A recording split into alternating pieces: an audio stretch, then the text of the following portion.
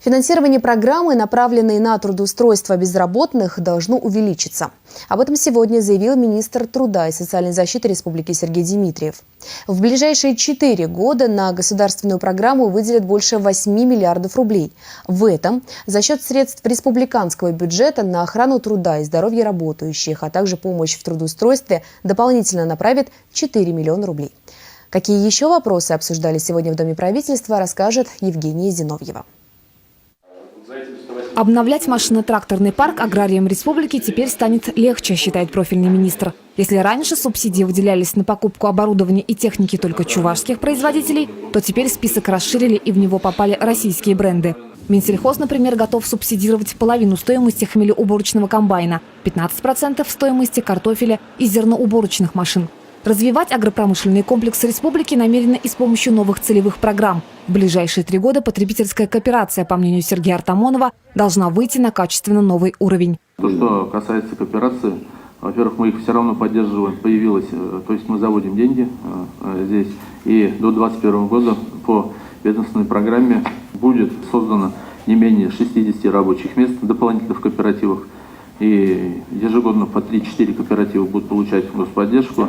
И объем, выручка кооперативов должна до 2021 года вырасти не меньше, чем на 33%.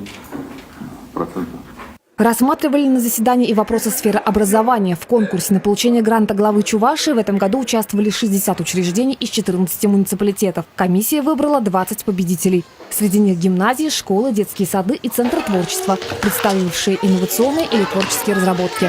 Каждое образовательное учреждение получит по 200 тысяч рублей. Поощрить собираются и отдельных педагогов, которые подготовили призеров и победителей Олимпиад российского и международного уровня по языкам и литературе. На это выделили 1 150 000 рублей. По итогам этого года, 2018 года, у нас 16 учащихся показали высокие результаты на Олимпиадах национальным языкам. Это 7 победителей и 9 призеров, их 16 человек. И преподаватели, соответственно, получают гранты. И еще один вопрос касался работы многофункциональных центров.